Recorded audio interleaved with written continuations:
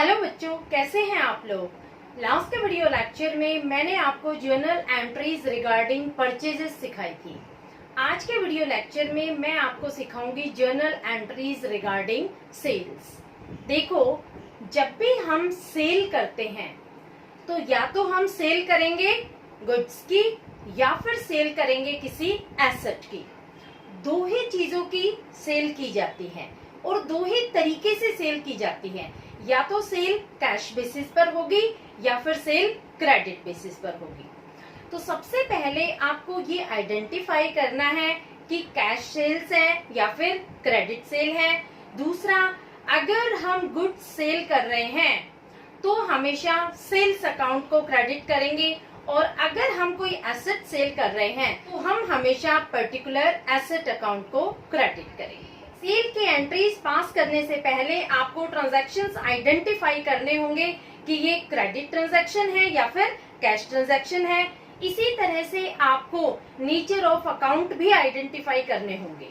ये मैं आपको प्रीवियस वीडियोस में सिखा चुकी हूँ कि कैसे हम नेचर ऑफ अकाउंट आइडेंटिफाई करते हैं। As per modern classification of account, आपको पता है अकाउंट को हम 5 पार्ट्स में डिवाइड करते हैं: assets, liabilities, capital, revenue and expenses.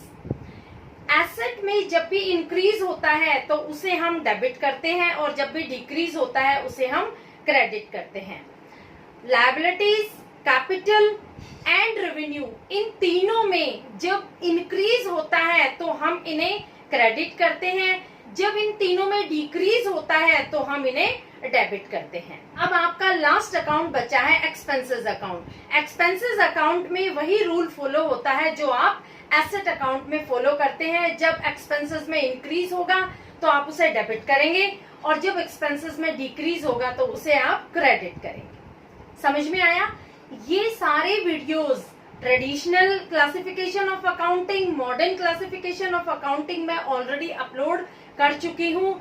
उनके लिंक मैं आपको डिस्क्रिप्शन बॉक्स में दे दूंगी ताकि आप ये दोनों जो रूल्स हैं, क्लासिकल और मॉडर्न, ये अच्छे से स्टडी कर सकें।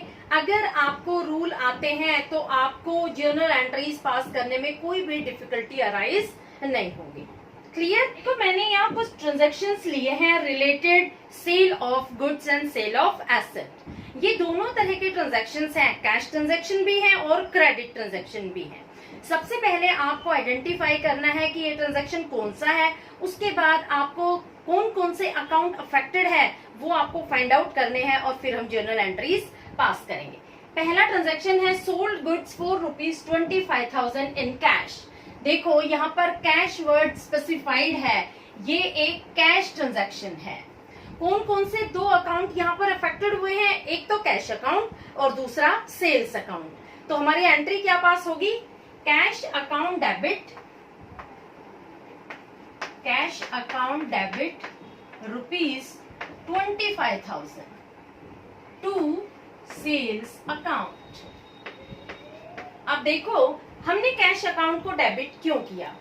कैश क्या है?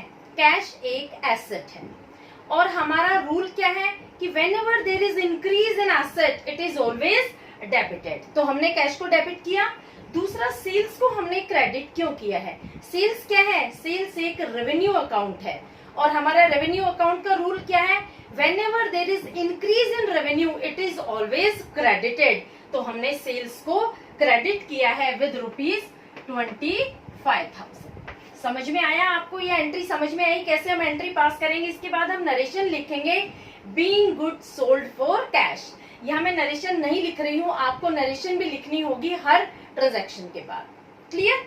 अब हम लेते हैं दूसरा transaction, sold goods to Max for ₹10,000। देखो, ये एक क्रेडिट ट्रांजैक्शन है। क्यों क्रेडिट ट्रांजैक्शन है? क्योंकि यहाँ पर जो हमारा डेटर है उसका नाम स्पेसिफाइड है। हम किसे सेल कर रहे हैं उसका नाम स्पेसिफाइड है और यहाँ पर कैश वर्ड यूज नहीं हुआ है, तो ये एक क्रेडिट सेल है। क्रेडिट सेल में हमारा कैश अफेक्टेड नहीं होगा। यहाँ पर कैश ना डेबिट होगा ना क्रेडिट होगा। यहाँ पर कौन कौन से दो अकाउंट हैं जो अफेक्टेड हैं? देखो, एक मैक्स, दूसरा सेल्स। यहाँ पर कैश अफेक्टेड नहीं होगा क्योंकि यहाँ पर जो डीलिंग है वो क्रेडिट में हुई है, उधार सेल हुई है, ये यहाँ पर कैश रिसीव नहीं हुआ है। तो यहाँ एंट्री क्या पास होगी, Max debit rupees 10,000 to sales account rupees 10,000। अब देखो मैं आपको समझा देती हूँ हमने मैक्स को डेबिट क्यों किया। मैक्स कौन है, मैक्स एक डेटर है, जिसे हमने उधार सामान बेचा है वो हमारा डेटर बन जाता है। तो मैक्स डेटर है, डेटर कहाँ लिखते हैं हम, एसेट में। डेटर एक एसेट होती है, तो when ever there is increase in asset it is always debited. तो हमने मैक्स को डेबिट किया।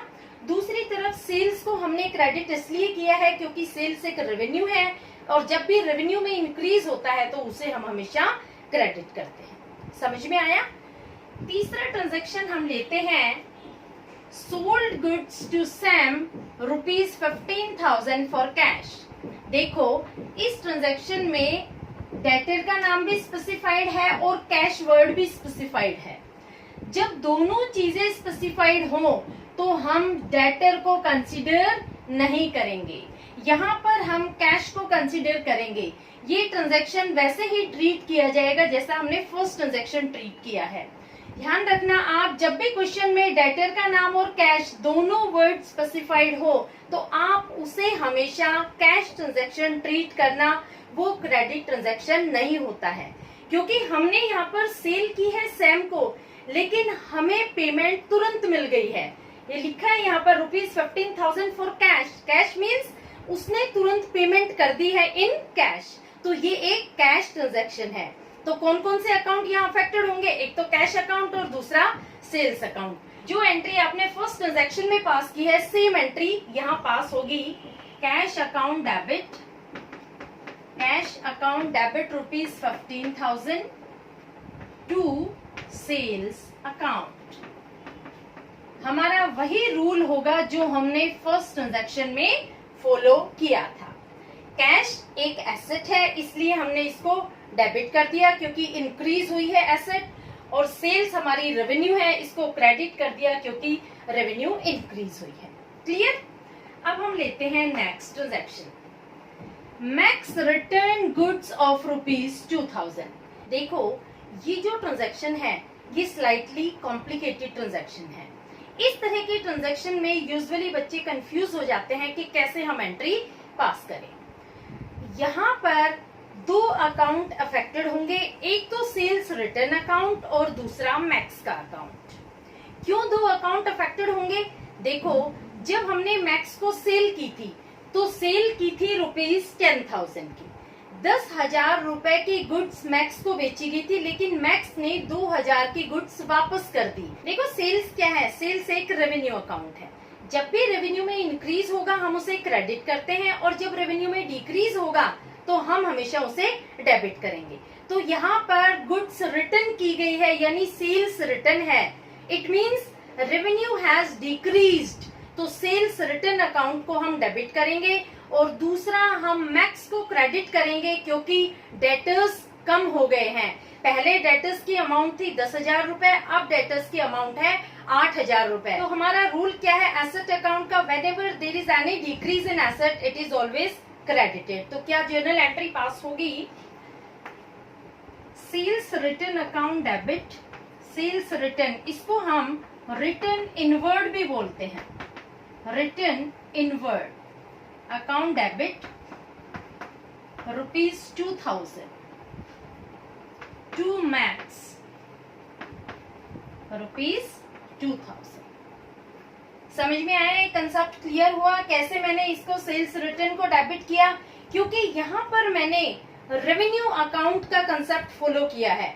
जो रेवेन्यू अकाउंट का रूल है वो मैंने फॉलो किया है, whenever there is decrease in revenue it is always debited। और दूसरा जो मैक्स है वो एक डेटर है, और डेटर में डिक्रीज होगा तो हम हमेशा उसे क्रेडिट करेंगे।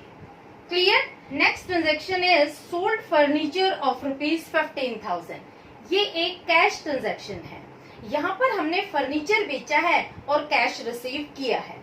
ये मैं आपको पहले भी एक्सप्लेन कर चुकी हूँ कि जब भी हम एसेट सेल करते हैं तो हम कभी भी सेल्स अकाउंट को क्रेडिट नहीं करते, उस पर्टिकुलर एसेट को क्रेडिट करते हैं जो हमें ट्रांजैक्शन में दी होती है। तो यहाँ कौन कौन से अकाउंट अफेक्टेड होंगे, एक तो कैश अकाउंट और दूसरा फर्नीचर अकाउंट। तो क्या एंट्री पास करेंगे हम, कैश अकाउंट डेबिट,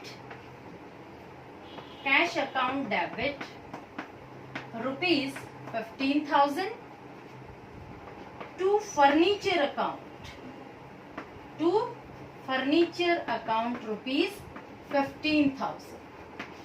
मैंने यहाँ कैश को डेबिट क्यों किया, क्योंकि कैश एक एसेट है और एसेट का रूल क्या है, increase in asset is debited.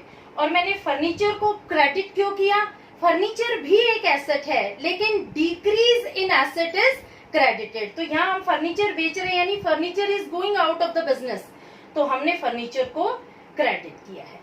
तो इस तरह से आप सेल की ट्रांजैक्शंस रिकॉर्ड करेंगे। और भी बहुत सारे ट्रांजैक्शंस हैं सेल से रिलेटेड, लेकिन कंसेप्ट आपका यही फॉलो होगा जो मैंने आपको सिखाया है। जैसे आप गुड्स बेचेंगे तो हमेशा सेल्स को क्रेडिट करेंगे, और अगर आप एसेट बेचेंगे तो हमेशा उस पर्टिकुलर एसेट को क्रेडिट करेंगे जो आप बेच रहे हैं। क्लियर?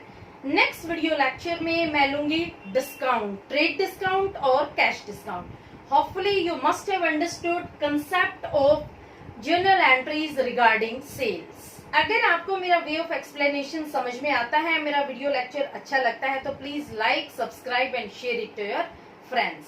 प्लीज मेरे वीडियोस कंटिन्यूटी में देखते रहना, क्योंकि मैं पूरी बुक कवर करूंगी, सारे टॉपिक्स कवर करूंगी one by one, by making concepts clear to you. क्योंकि मेरा जो चैनल है वो भी मेड कंसेप्ट्स इजी है। मेरा जो मोटिव है वो ये है कि आपका कंसेप्ट्स क्लियर करूं। Okay, thank you.